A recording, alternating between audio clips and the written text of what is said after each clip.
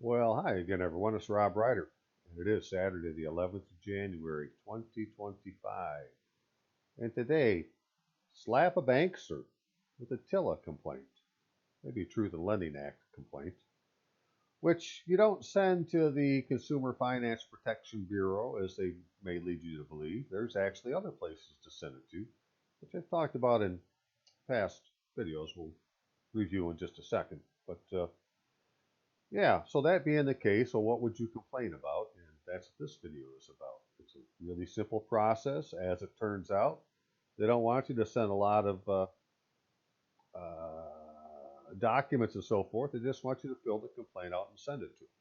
So that's what we're going to do, or hopefully somebody will do.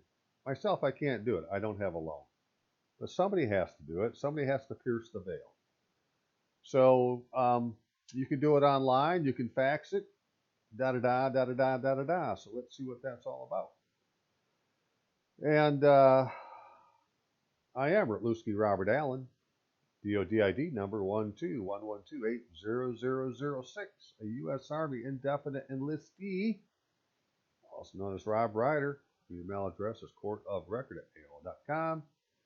You can find my videos on X or YouTube at Rob Ryder with 3 B's and on Rumble with Rob Ryder with 2 B's. So let me show you what I'm talking about. Give me just a second to load a few things up. So specifically, I'm talking about doing this. Federal Reserve Consumer Health. Federal Reserve is one of the regulators that are over the institutions that have to do with things that the Truth in Lending Act are related to. And in here, it talks about to help ensure your complaint is processed in a timely manner, start by locating your bank or financial institution regulator by using the FDIC bank fine, which you're welcome to do if you want to. Filing your complaint directly to your bank regulator may shorten the process time. If you're still unsure, please submit your complaint using one of the forms below. So here we go. So if you have a complaint against a bank or financial institution, please file your complaint using the consumer complaint form. And they got a print version. Let's just look at that real quick. So it's a real simple form. Federal Reserve Consumer Health. It's got an OMB number. That's a good thing. And it's not expired. That's another good thing. So it's a real form for the federal government. You got to put in your information and the representative contact, if there is such a person, and the institution information. The complaint, what's going to take to satisfy you, sign it. And if you use the print form, well, then you can fax it. They also have a way, we go back here real quick, and go under here, consumer complaint form. It'll tell you that this form collects information about complaints against financial institutions under the supervision of the Federal Reserve System and other entities. Well, if they got a routing number and an account number, they're somehow tied to the Fed. So continuing on, complaint process, your complaint will be reviewed and forwarded to the appropriate regulator. Oh, okay, so if I send it to you, you'll get it to the right people. That's the important thing, right? Please do not submit documents with your complaint, as the regulators will contact you if more information is needed. Please note that regulators may not be able to provide the resolution to your request because legal or other constraints. For example, regulators considering a complaint do not have jurisdiction to directly award damages, settle fee disputes, or act as your attorney or expert witness. A regulator review of your complaint will focus on potential violations, applicable law, regulator policy, and could result in regulator taking actions against entity about which you are complaining. Well, that's really what you want. See, this is an administrative relief. It's not judicial. You're not going to go to court at this point. It's all administrative. And they're going to contact these other offices. Well, it's the Office of Comptroller of Currency, Federal Deposit Insurance Corporation, the FDIC, Federal Reserve Bank. All these entities listed are entities that are listed in law that have to do with the Truth in Lending Act enforcement, depending on who the regulator is. So instead of you figuring it out, just send the complaint in and let them figure it out. And if you didn't want to do it by fax, well, then you can go down here and hit next, and you can fill it out online. Right? Your information, institute's information, and the complaint. So, okay, let's look at each line of this real quick. And so shortly we'll get to what to put into the complaint itself. But as far as filling the form out, remember that your first name is you don't have a middle initial, right? So whoever uses an initial is actually part of your first name. So Robert Allen Retluski. Address as it is, country being the United States at the end, not United States of America, the United States, please. Put your phone number, see some of these things you got to do, right? And tell them how you want to be contacted. Now, where it says representative contact, I'm saying put your U.S. representative's information in there, right? You can look them up online and find their information, and as a matter of fact,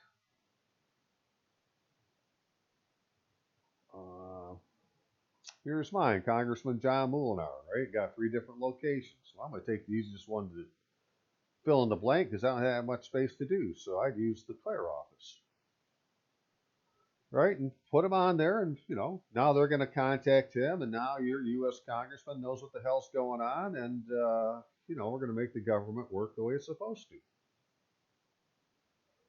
Who is the lender? Well, that's on the Truth in Lending statement. Right? What is it? It's a consumer finance transaction. That's really the thing that we're talking about, which is a term that's used in the law, right? That's what the getting the mortgage is, or getting a car loan, whatever you call it. It's a consumer finance transaction. So you can find their information on the TILA form, Truth in Lending Act disclosure form, and fill out as much as you can.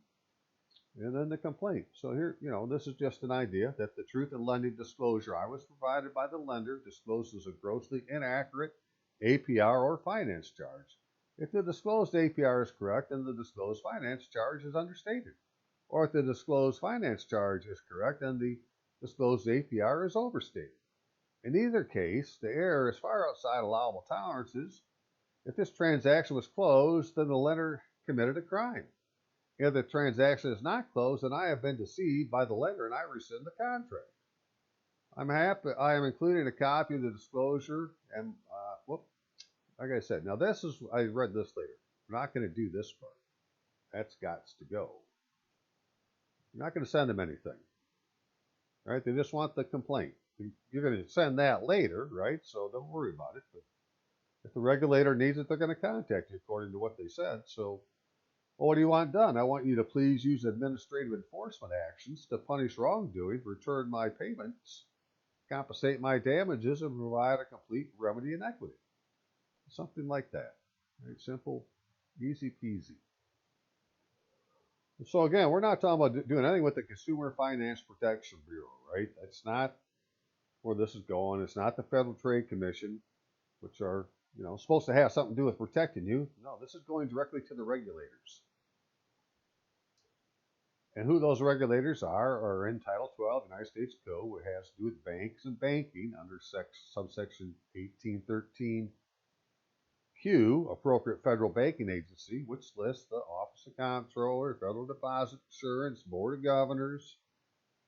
And then under the rules set forth in this subsection, more than one agency may be the appropriate federal banking agency with respect to any given institution. So we're just going to send it to the general complaint office and let them deal with it, either by filling this out, which it's very hard to do this way. It's almost easier to print it out and just print it, or to fill it out online like it showed by going here. Except I'm telling you, don't put a prefix, right? You don't want to be a Mr., right? Don't call me Mr. A Mr. is, in the old days, was like a stable hand to an esquire. And an esquire is not a title of nobility. An esquire holds the shield or the nobility, which is the knights. So you're way low on the totem pole as a mister.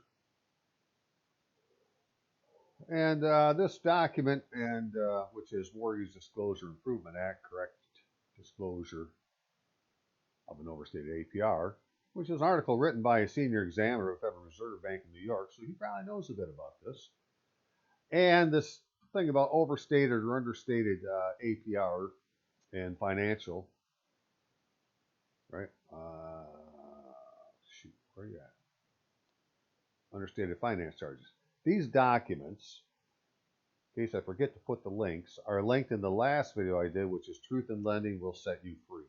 And if you want to do your own research a bit, that's where you'll find them. And we can find by reading this that imagine for a moment that you provided a consumer in a Truth in Lending Act disclosure statement for a residential mortgage transaction that contains an overstated annual percentage rate. We're going to see that seems to be the case quite often. Are you required to provide a corrected disclosure to the consumer and wait 3 business days before closing the loan? Or can you proceed to close the loan because you believe the overstated APR is always considered accurate under Regulation C? Now, we would have to take that and think about what they just said. If the APR is overstated and they close the loan, then they broke the law because you didn't have a chance to rescind it. Right? They didn't tell you ahead of time. So chances are, I'm saying, I don't believe they ever close these loans. That what they do, that this transaction, this consumer finance transaction, is like a layaway plan where you're going to get the credits after you pay all the payments. Right? They didn't do the loan yet. So really all your money now is sitting in an escrow account somewhere. It's not been paying on a loan, not been paying it. It's just going in an escrow account. We deferred the debt, and then we're just going to pay the escrow account first and then get the loan and do the deal and da. Doesn't make any sense, but at the end of the day, that seems to be what they did. But what about a corrected disclosure requirements? So to implement this Mortgage Disclosure Improvement Act, 226 of Regulation Z requires lenders to provide corrected TILA disclosure to the consumer at the time of loan consummation. The disclosed APR is outside the accuracy tolerance in 226.22. Lenders must make correct disclosure of all changed terms, such as finance charge, monthly payments as a result of the APR change, and must wait 3 business days before consummation. Well, it's like it's already been done, but hasn't really been done yet. They're taking your money. But I can tell you right now, if you look at your note, that's not the place you're sending your checks to. Within like 2 payments to the address and the lender that's on your note, they're going to send you someplace else to start sending your payments to. So let's look at 226.22, and it says that it states that if a disclosed APR for a regular loan transaction does not exceed actual APR by more than 0.125%, which that's a pretty small number, point above or below, then the disclosed is considered accurate. And Regulation Z also states that loans secured by real property for a dwelling, disclosed APR will be deemed accurate if the error resulted from a disclosed finance charge, and the disclosed finance charge is not understated by more than $100. Okay. And so then, as we see in this other download, that has 4, there's 4 situations you could find yourself in. You got an understated finance charge, an overstated finance charge, an understated APR, and overstated APR. Well, once you do your calculation, say, what do I have? Then you can come here and look to see that you work your way down and see if it's subject to reimbursement. So let's do a little math and look at a few examples, and let's see if we're close enough to, on your own then, if you're close enough to fill out a complaint, and if you are, please do so. Don't wait till you're in foreclosure. Don't wait till next week. Do it today. Go find your TILA, do the math, find out that, hey, Retluski's correct, so I'm going to go ahead and do a complaint, and either do this complaint here, print it out, print it, send it in, or do this one here and do it automatically. Either case, if you do, please let me know. Send me an email. What the hell's going on? To courtofrecord@AOL.com. Alrighty now then. So I got 4 examples for you, right? And if you watch my videos, you've seen these things before, but we're going to go through the complete gyration. So in the old days with a mortgage, you got a truth in lending statement. I say, oh, this is 2006. They were still doing this. But now they have something that looks like this, right? A closing disclosure. Either way, they have this, they have all the details you need, but we're going to start with this one, right? So this is who's the lender? Well, it's on there. It's interesting. They got a 0000 for +4. I'm just pointing that out. I don't know what that means yet, but that's so where it says, well, who's the institution? Well, there you are. That's the lender, right? That's going to go on the complaint form. Then you got your annual percentage rate, your amount financed, your finance charges, the number of payments, and the amount of each payment. That's really the 5 bits of information that you need to do the calculations to find out if it's if what you have is right or not. So let's go look. Now you can see that 456, right? You're going to want to turn that into years, so you know how many years it is, and you're going to want to figure out how many days it is, which is 365 times 38, because the formula makes you use the number of days. Okie doke. So we got the APR. That was 6.25. You make it a decimal. It's 0.0625. Amount finance 133,000. The loan term in days was 456 months, which is 38 years, which is 13,780 days, and the finance charge is 215,000. And the principal and interest is 764.24, which is all information that came off the form. So that's the monthly principal and interest, right? So now let's do a calculation. Well, what's the total principal and interest, which would be 764.24, the monthly, times 456 months, equals 348,493.44. Okay, well that's the total principal and interest. So now let's remove the amount financed to find out what the interest was. And that would be that 348,493.44 minus 133,000 equals 215,493.44, which is the finance charge. Okay, so the finance charge must be understated because there's no finance charges in there except for interest. And the finance charge is the interest and all the other fees. And in that second download I was telling you about, it shows what finance charge chart is. And charges always include interest, transaction fees, loan origination fees, credit guarantee, insurance premiums, charges imposed by creditor, yada, yada, yada. All these have to be in there. But there isn't any of them. So if that was the case, from what we read before,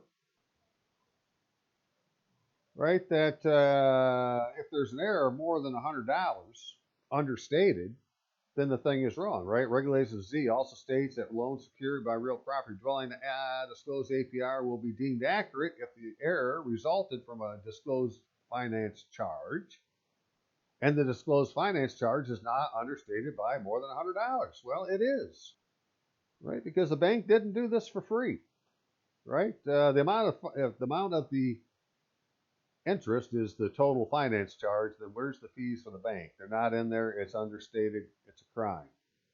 Or you can rescind the contract. So calculate the APR just so that we can. Let's, forgetting that now, let's just move on. And, well, the calculation for APR, annual percentage rate, is you take the finance charge and divide it by the amount financed to get that term. And then you multiply that by 365 divided by loan term days. This is why you needed to have this number, 13,780. And you'll find out that the APR, after you do the math, there's the numbers. You do that. That's 1.62, and this is 0.0625. Multiply those together, and you see that the APR calculated is 4.29. and disclosed is 6.25. It's, over 2% overstated. So it's wrong. Well, how about the finance charge? Well, you use the same formula, but you do a little manipulation to get finance charge set by itself. You say finance charge then equals the APR times the loan amount times the loan term days divided by 365. Well, what does that mean? Okay, well, we got the APR, which is 0.0625, and we got the amount financed, which is 133,000, and we got the 13,780 divided by 365, which is basically 38 for years, and you multiply those together, and you find out, well, the calculated finance charge is actually 315,875, which means the disclosed finance charge is understated. And if it's more than $100, well, then the whole thing is wrong. They got to give you 3 days to rethink it and recalculate it and send you the information again. And at that point, either you can rescind it, or if they've already actually done the contract, well, they committed a crime. And it's really that easy to get the information that you need to do the thing you need to do. So just take a minute now and write down APR equals finance charge over amount financed. You're going to multiply that by 365 divided by the loan term days. All that information is going to come off of your disclosure form. Okay, and once you've done that, then you're going to do a little configuration and say, well, the finance charge then equals the APR times the loan amount times the loan term days divided by 365. Right, there's your math. That's all you got to do. Don't be scared by the math. All right, but today now we have this kind of form. It's called the closing disclosure.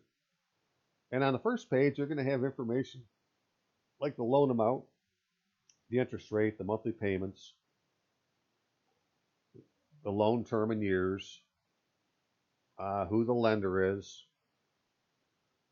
and then you go down here to close to the end. You get to the loan calculations.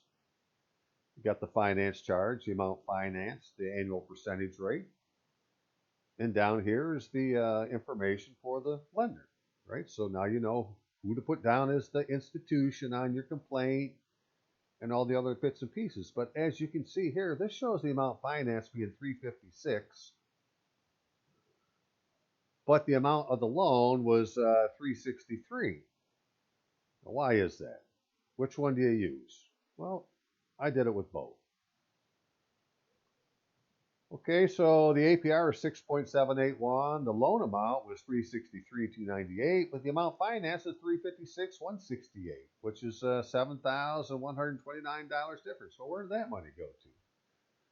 Loan term and days. And this is a 30-year loan, so it's 10,950 days. And we got the finance charge. It was on there. We got the monthly P&I. It was on there. So we could take the monthly P&I now, which is $2,120.11, and multiply that by the number of months, 360, which equals 763, which is the principal and interest. Subtract the principal, which is 363,298. Or you could say it's the amount fined 356, take your pick, so you get two different numbers. So the interest is either 399 or 407, which is less than the finance charge. So the finance charge isn't necessarily at this point understated. But let's continue with the math. So our APR is finance charge over loan amount times 365 divided by loan term days. So you put your 465, 174 divided by 363, 298, you get 1.28. Then you're going to multiply that by 365 divided by 10,950, which is 0.0333, and you get that the APR is 4.27. So the disclosed APR is overstated. And if you do it the other way, using the 356 instead of the 363, you get 4.35. So it's still overstated on the disclosure. Well, how about the finance charge? Okay, well, finance charge equals APR times loan amount times, got to do this fraction first, loan term days by 365, so that's 30.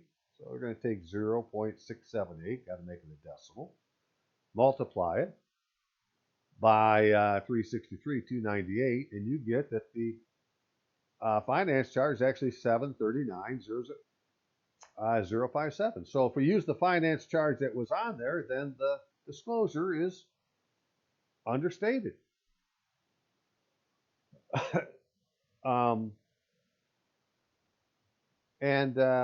Let's see, and then the finance charge, if we use the lower amount, the amount financed, this is the number on the last page, we're at 718, so it's still understated.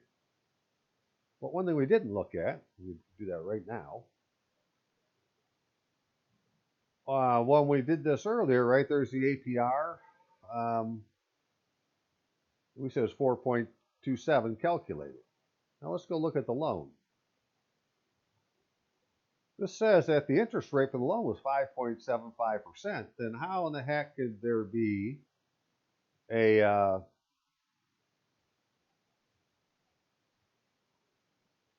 if the interest on the loan is 5.75%, then how can the APR be lower than the interest and be 4.27%? It just doesn't make any sense.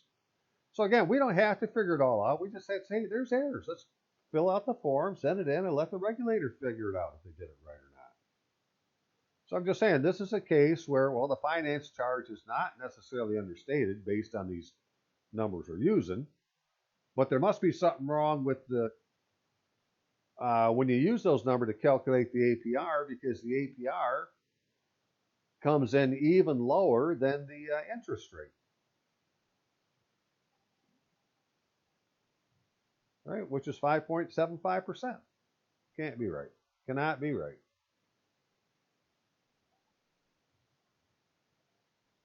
Okay, so let's do another one like that, except this one is has an adjustable rate interest rate, right? But still has a loan term of 20 years. Check, we got that. We got the loan amount, yeah. We got the interest rate, yeah. We got the principal and interest, yep. We know who the lender is up there, but if you want their address, you go to the last page here where they put all this together, and you say, okay, well, here's the lender and their address. Okay, so what do we got? We got a finance charge, we got the amount financed, we got the annual percentage rate. Okay. But what happens when you do the math, right? So there's our APR, 6.103, got the amount financed. Loan term in days.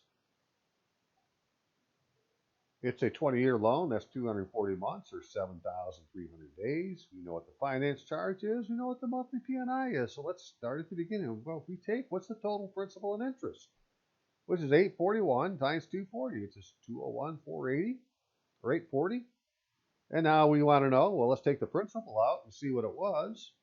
And we see when you take the principal out, which is either this 116,400 or 17,500, but I just decided to use a lower number. You can do the math on both if you want to, but that's where it came from. There's the loan amount, which is different than the amount financed by about $1,100.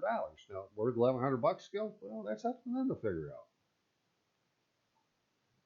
What I know is by using the lower number,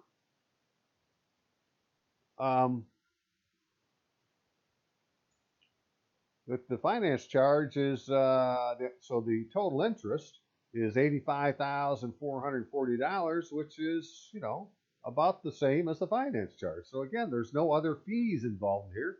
The finance charge must be understated.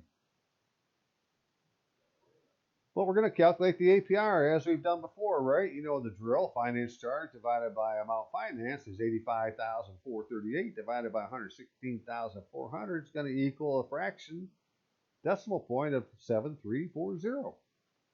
And then 365 divided by 7,300 equals 0.05. Multiply those together, you get the APR calculated to be 4.37. But the disclosed APR is 6.103, which means it's overstated if we're to believe the numbers that were used on the form. How about the finance charge? Okay, well, they say the APR is 6.103, so we're going to use that. And we know the amount financed, so we're going to use that. We're going to do this thing here, like it says, loan term days over 365, which ends up being the 20 years, and multiply those together and say, well, hey, the calculated finance charge is 142,077, which means the disclosed finance charge is understated. Don't know what else to tell you, right? Complain about it. And one more, just because we can, and it's something different. This is for a car loan, right? So on this TILA form, we got the creditor. I wouldn't say lender, it says creditor, so I'm going to use that, Gordon. Now you would think, well, that's the name of the dealership, but really it isn't. When you go on other paper and look, you'll see that it's something blah blah blah blah blah DBA, doing business as, but DBA this, right? So it's this really long name that is actually the name of the business. I may go find that in a second to show you, but for right now, that's what we've got. We got the annual percentage rate, the APR 11.99, finance charges, got those, got the amount financed, yep, got the number of months, yep, got the payments, yep. Hey, we got what we need to go do some calculations, so let's go do it. All right, APR 11.99, which is 0.1199 is a decimal, the amount financed, which the principal, the loan term in days, which is 72 months, which is 6 years, and 6 years times 365 is 2,190 days, and we got the finance charge and the monthly P&I. So again, let's just start with the monthly P&I and see, well, over the term of this thing, what are we going to pay? So let's solve for the total interest to be paid, which is the monthly P&I, 254.48 times 72, which equals 18,322.56. We're going to subtract the principal from that, which is the 12,956, and up 53.66.16. Hey, that's the same amount as the finance charge. So again, there's no other charges involved. This has to be understated because there's no fees involved.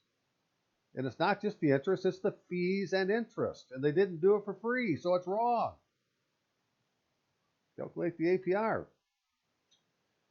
Okay, so we got the 53.66 finance charge divided by the 12,956 loan amount. We get a fraction of or decimal of 0.4142, and we're going to multiply that by 365 divided by 2,190, which is 0.1667 as a fraction. Multiply those two decimal points together. Excuse me, it's that as a decimal point, so multiply those two decimal points together. You get 0.069, which is 6.90%. Disclosed APR is 11.9, is overstated. All right, this is the calculated 6.9, overstated 11.99. Can't change it. That's what the numbers are. Calculate finance charge, right, which is the finance charge equals the APR 11.99. Oops, there's a mistake. 11.99 times 12,956.4 times 6 equals 9,320. That's the calculated finance charge. What the disclosed finance charge is 53.66.16, which means it's understated. Again, that was only the interest, right? That's just by taking the payments and say, okay, let's do the payments and remove the principal. And the interest is 53.66.16. But the finance charges, when you do it using the numbers that they put on the form for you to use, says, well, it should be 9,320, which means it's understated. It's understated by more than 100. That's a crime. Okay, so there's the example of how to do the math. Now, how about an example of what to put on the form so you can send the damn thing in and get the ball rolling? Well, because the individual that had this loan in Tennessee reached out to me, they sent me the information. I helped him write some stuff up to put on the form. So, again, this isn't his. This is the front form. I don't need to see the front of his, but this is what you would do. You put your information in. You're not Robert Allen, but you don't have a middle initial either. So whatever your name is without a middle initial, last name, put your address, United States at the end, phone number, contact preference, right? They're going to say email. You got to put email address. Do you want representative? Yes, I want you to put your U.S. representative in there, right? Look up his address. Already showed you how to do that. Everything's got a asterisk. Put it in, right? So figure out what the guy's full legal name is, right? Which will be somewhere. You may have to go look him up on Wikipedia to find out what his full legal name is. But you can find what his full legal name is. And then the institution information, well, this is the lender we're talking about. Showed you where that information came from. So really all I'm going to show you is, well, what did he put on the back of his, right? Because I wrote this earlier, and then I actually did one to help somebody. So let's look at what we did. Second page of the complaint, because he hand wrote his, because you can't really work with that form with the computer too easily. So just handwrite it. So I told him to do this. I am party borrower in a consumer credit transaction. Call it that, consumer credit transaction, because that's the word they use in the law. With the institution as lender, right? The institution on the other side. Don't need to put their name, just institution as lender. The institution has apparently violated the Truth in Lending Act by overstating the APR and understating the finance charge on the institution provided settlement disclosure to loan number, and we put the loan number on there. I calculate the APR of 3.69, but the lender disclosed an overstated 6.103. I also calculated the sum of 20 years of all principal and interest payments of 841, then subtracted the amount financed, 116,400 as the principal, leaving an interest total of 85,440, which is more than the stated finance charge, proving the disclosed finance charge is understated. The loan took out, when he took it out on there, that's fine. So how can your complaint be satisfactorily addressed? Please use administrative enforcement actions authorized by Truth in Lending Act to punish violations of law, rescind the transaction, enforce restitution, and civil penalties. Something along those lines. Send it in and see what they say. Right? Now, for some reason, people think that, oh my God, I'm going to get in trouble for doing this. Oh, they're going to give me. Brother, sister, you better, buck up and send some paperwork in, or no one's ever going to listen to you. Right? So you got to complain about it. And you're telling the truth. So there's nothing to worry about. We're not going to take it to court, and we're not going to take it to the lender. We're not going to do any of that shit. We're going to take it to the fucking people that oversee them, to the overseer, and let the overseer talk to them. And we're going to also give a copy to your U.S. representative. So now he's on the hook. Everybody's been, everybody's that needs to know knows. Now let's see what they do. Well, very good. And I'm saying if you do that, well, that's how you slap a bankster. Slap him with a TILA complaint. Truth in Lending Act complaint, because understated or overstated values on their forms. And just do the math, write a simple thing, put it on there, send it in. They need more information. They're going to contact you. Well, then, give them more information. So if anybody does get contacted, though, please email me at courtofrecord@AOL.com and tell me what they said. Send me a copy of it. I'll probably put it in a video. All right, let's get this thing rolling and get the debt bubble burst, because this will burst the bubble in a heartbeat. That much I'm sure of. Okay, y'all have a great day, and I hope you found it useful. See you now.